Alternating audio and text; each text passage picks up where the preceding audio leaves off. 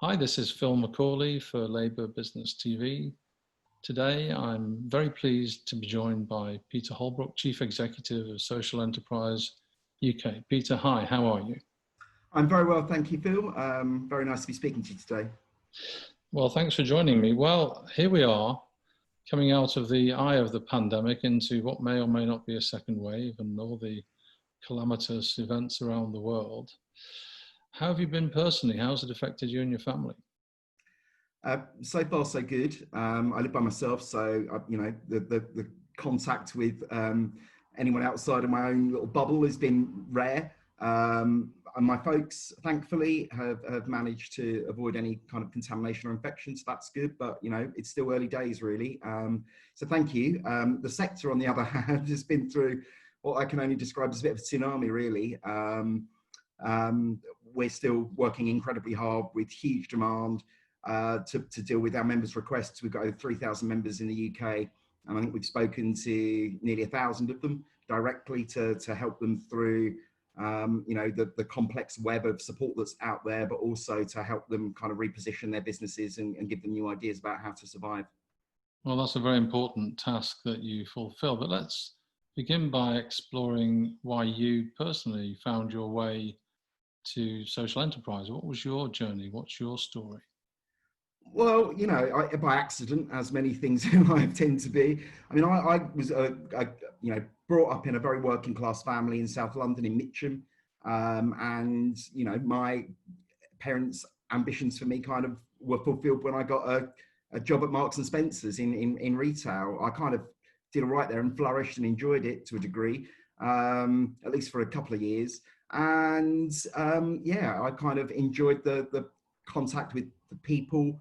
I enjoyed understanding about the business of M&S, to be quite honest, because it was a fascinating business back then, all the way back in the late 80s. As I was saying, when I went there, it was a family-owned business. So whilst I was there, it IPO'd and became a fully kind of floated public business. And I saw a change quite rapidly, and that really left, it left an indent really on my perception of business, if I'm honest. I decided I didn't want to do retail, and I went to Preston actually to study environmental management, and I was aware of climate change at that time and decided to invest my skills and my energy and my learning and my opportunities in that direction. And so kind of had a great time there. I left in the midst of a recession and wasn't able to necessarily get the job that I wanted. So I went back into retail, but this time for Body Shop International, which I thought was a remarkable business at the time and was capable of using my retail skills. Whilst I was there, that also IPO'd and it got sold to L'Oreal. And all of a sudden, my own kind of personal investment in the company and my relationships with the founders and others, again, came under a lot of personal reflection for me. And I was discontent with the direction the company was taking, and I decided to kind of leave. I decided to go and work in the NGO sector. So I worked for Oxfam, again, in quite entrepreneurial roles, running some of their shop network, extending their shop network, introducing specialist bookshops and retro shops, and working in that sort of area, which I loved. And then subsequently, I decided to eventually, after another couple of charity jobs, start something that was a business that was very socially orientated, because I love the thrill and the excitement of business. And so I started a business, and it was really designed to give young people coming out of prison jobs, ex-offenders, but also people with learning disabilities, anyone really that needed a step into the labour market. Over a number of years, I developed multiple businesses really, from radio stations to recording studios. I ended up doing the catering for Gordon Brown in Downing Street for 3 years with my army of people with learning disabilities and offending backgrounds, which was just amazing opportunity for them and for me. Run GP practices and all sorts of things, gardening businesses, but all really with a really strong commitment that I wanted them to be sustainable and viable and commercial, but I wanted them to maximise the good they could do for the community around me. And all of that leading really, incredible background, all of that leading inevitably really to your leading voice in the world in terms of social enterprise. Tell us a little bit more about the organisation that you lead and what its principles are. Well, I used to be a member of Social Enterprise UK when I used to run a social enterprise, and I only found out that I was running a social enterprise probably about 6 years into starting these businesses. And I joined the organisation. I became a social enterprise ambassador under Gordon Brown with all sorts of other people like Lord Bird and Tim Smith, who set up the Eden Project. Lots of brilliant people. Yeah, I extended my voice, I guess. I've always been really interested in politics. I was on Question Time at the age of 15. Wow. And so when the role arose, I leapt at it, and I was fortunate enough to be given it right as we went into the new Cameron coalition government, austerity, and my organisation that used to be 95% funded by government all of a sudden had the tap switched off. So I was kind of brought in knowingly, partly, that the challenge was really to sustain the organisation through becoming a social enterprise itself. So I've been doing that, taking a bit longer than I thought, but here I am 10 years in. And suffice to say, the organisation, I'm glad to say, I hope is thriving. Now, give us a little bit of a clue as to the scale and size and diversity of the social enterprise economy in the UK. Well, I mean, it's been subject to all sorts of variable government figures over the years, from 50,000 in the tail end years of the Labour government to what the Conservatives claimed was, I think, nearly 400,000 a couple of years ago. How you define a social enterprise is a really boring question, but if you're going to count things, you need to determine the parameters. So what we determine is basically a not-for-profit dividend business, a business that has a primary social set of purposes and missions, and one that ostensibly reinvests its profits, the majority of its profits, back into achieving that purpose. And so these can be community interest companies, of course, cooperatives, mutuals, and in our membership, we've got the Co-op Group, we've got Nationwide Building Society, but we've also got thousands and thousands of amazing community businesses that have either tried to salvage their local pub or their post office, or set up a scheme to create jobs for local people, or a route through to employment for people recovering from drug or alcohol, or all manner of ways to use kind of economic thinking to create community development, really, and social justice. I'm very clear about that. And the size and the scale, if you use those determinants, which are accepted by the European Union and broadly across the world, that would take us to 100,000 social enterprises, employing just under 2 million people, and with a net GDP contribution of around £60 billion. So a big sector, and one that's really growing. I think what I've noticed is even the number of community interest companies have grown by 7% since the start of the pandemic.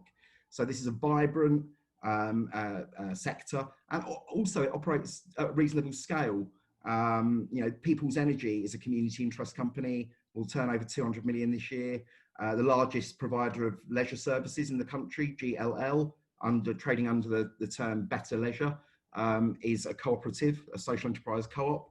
And yeah, we'll probably, in a normal year outside of COVID, would be sort of like hitting 350 million a year turnover. So what is it that really inspires people to start a social enterprise? What's your sense of that? Well, it varies. It really, really does vary. I mean, some people do it out of a sense of, unimaginable identification of need and wanting to address that. And often that's born by personal experience. So if you've experienced marginalisation from the labour market or racism, if you've experienced domestic violence, if you're someone with a disability that struggle to find flexible work, or you're a carer, we see people setting up businesses to address experiences that they felt themselves. In other ways, I mean, it's just a really, really practical and pragmatic approach. I think it sits really neatly, the best of business with a public sector ethos. And I think that those models can be really, truly efficient in driving innovation and better quality of service, and managing the need to look after all your stakeholders, not just your kind of investors, but also your customers, your workforce, your suppliers, the community in which you operate. And it's that shared value model that I think is quite unique about it, and fulfills a unique and growing need within our economy. In our recent experiences with pandemic and with the concerns over the future of the National Health Service in the hands of the government and all the rest of it, is it possibly time to think on an even larger scale about social enterprise? How could we think about social enterprises replacing governmental interests over time? Well, Phil, we're on the same page. So I've been banging this drum for, what feels like a lifetime.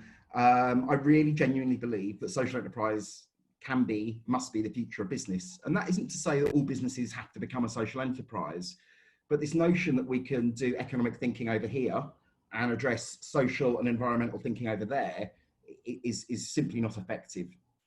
We need to integrate our social and our economic thinking so that they're mutually reinforcing each other, not pulling in different directions. And our, historic approach to society and environment is very, very separate to our process of thinking about what our economy needs. And it just needs to find that more efficient opportunity to coexist in a harmonious way. And I believe that social enterprise does that. So, given the climate crisis, given the housing crisis, the work security crisis, the mental health crisis, given the upcoming challenges around mass migration, all sorts of challenges that we face, this is the time that we need to get all of our institutions, including businesses, to point in the right direction. And that direction is rapidly transitioning to a net zero economy, and one that creates job security, housing security, that reduces the causes of mental ill health, and that actually helps build a healthy community based on the principles of shared prosperity. And I think there has previously been that kind of social contract between business and society, but the liberalisation of markets and business regulation over decades, let's be honest, probably since the post-war years, has driven us to a point whereby the vast majority of large businesses are, their DNA is pointed towards profit maximisation. And we have to be honest about that. That's set down in law. That's not an opinion. That's a factual interpretation of current company law. And if we've got really any chance of building the economy that Labour want to see, and the country that we all want to see, one that's based on shared prosperity but is sustainable, inclusive and fair, then actually just allowing businesses to work within the regulatory rules as they currently are is not good enough. We need a race to the top. And I believe that we need to shift the levers of government to encourage good business behaviour. And I think that's achievable. And I think that's where Labour is going to win the confidence of business. Because actually, if you're in business, you understand that, the world and business has to change. Yes, I understand.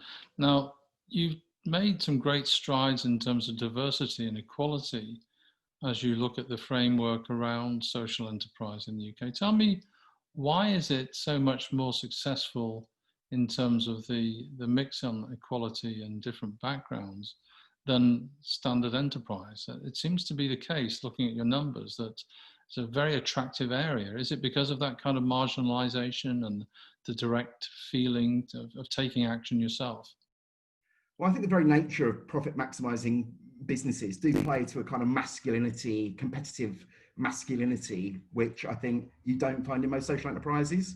They are working to a mixed model of course, economic sustainability, but also constantly thinking about inclusion, about workforce representation, about the impact of their business on all of their stakeholders. And I think that is a much safer space for particularly women to come into, actually. It plays to many more of the kind of the characteristics that you see women present in any business, actually.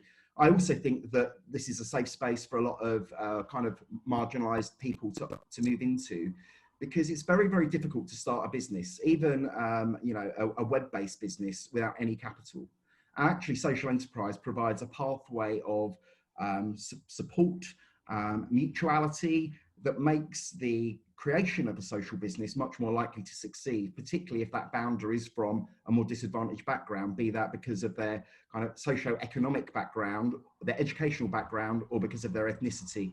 And so I think this is a really safe space and an inclusive space where people find comfort and a home. And actually, where we used to see the most recruitment coming from was the charity sector. But increasingly, we're seeing people come into this space from the private sector who are saying, actually, this satisfies both my human values and my entrepreneurial interests.